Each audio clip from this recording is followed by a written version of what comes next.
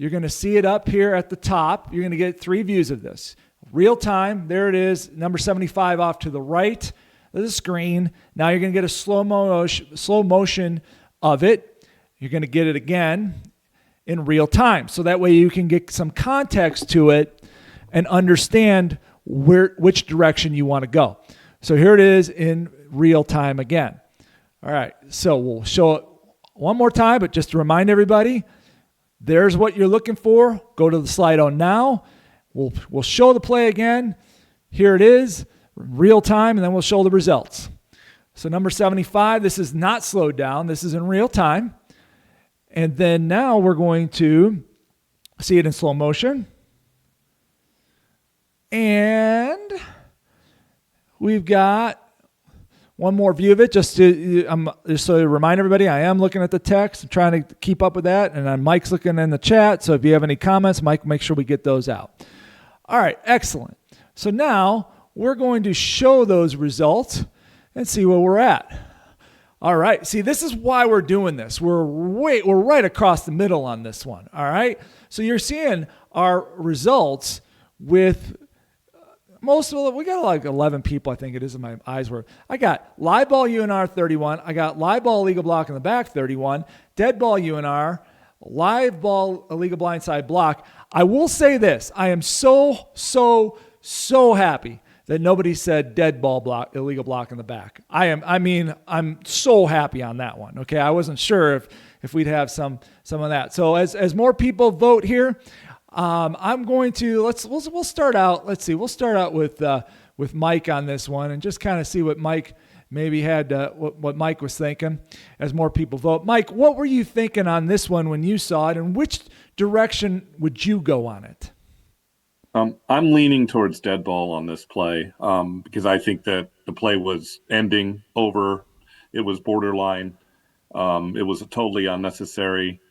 He just went up, found him, knocked him over away from the play. So when that happens, if it's borderline, I'm going to go dead ball. All right. Unnecessary roughness. No, okay. So Mike, you're going borderline dead ball, and that's what I'm just curious what Bill might have on this one. Bill, what's your thought? What's your thought on this, and which way would you go on it? I've got it as a UNR. Like Mike says, it's right on the edge of it. By the time he hits the ground, there's no question the ball's dead. I believe though when the block or the contact occurs, he's still kind of being spun. So I'm more with the live ball type foul on it. But definitely the key thing is this is a player safety foul. Number 75 had no business doing it.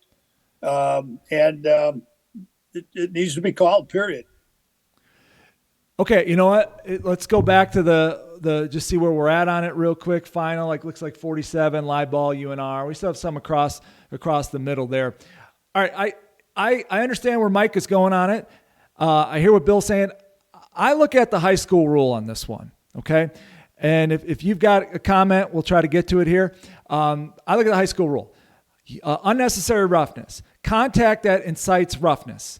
And was this player defenseless? Was this player in a position to defend themselves? I don't know if you want to go illegal blindside block because it doesn't really fall into the category of that. We have open hands. So I don't want to go that route, but it is from the blind side. All blocks in the back are from the blind side. And we have to be very careful on our nomenclature when we are describing that because you're going to hear blindside block on that one. I guarantee like the other, they're going, blindside block. Okay, it's an illegal block, but it's not an illegal blindside block. It's an illegal block in the back. However, because of where the player was, what the player was doing, they were not participating in the play anymore. They are in a defenseless position. UNR on this one. Go UNR. Because now if you go live ball, dead ball, I think it's more of the live ball in the action. I can understand Mike's point, but this is not a block in the back. Don't go 10 on this one. This is an unnecessary hit that incites roughness. You are 100% supported by rule in the high school code if you go unnecessary roughness on this one. So I'm hoping that was 47%. I'm hoping everybody else kind of goes that route too, because you don't want this to lead to something else down the road. And I want to go back to the play real quick to show you where it happened. I don't know if you can see it at the top. This is early in the game. This is 8:15 to go in the first quarter. So now you set the tone right there. If you got a flag for UNR, this stuff isn't going to happen. Now, I will tell you, I watched this whole game, and number 75 was doing this stuff the entire game, right on the border. If you call this now, you get it out of the game. You get it out of this game. They understand that you're not going to allow players to make unnecessary contact when a player is clearly not participating and the ball, he's defenseless and the ball has pretty much been ended, or the play has pretty much been ended anyway. So real quick, though, I'm going to look at the text. Looks like Elias basically said he's got the UNR, so I appreciate Elias jumping in there. I'm going to see if Mike has got anything from the chat or from the text. I'm sorry, from the chat. Is there anything going on in the chat, Mike? No, everybody seems to be good with it. I'll just add that I like the back judge, maybe the umpire, to help out on getting this, since the wing official is going to be occupied with the action around the runner going out of bounds. No, that's a really good point. And going back, mechanically, kind of looking at this. Now, this is from Minnesota, and they move their umpire in the backfield.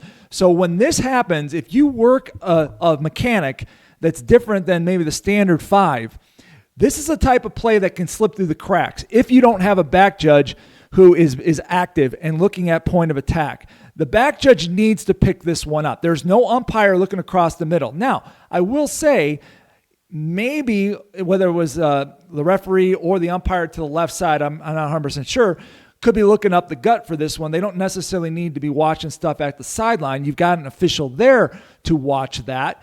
But I would hope our back judge would get this and call it, because we don't have an umpire across the middle. That's just something to think about. I appreciate Mike chiming in there.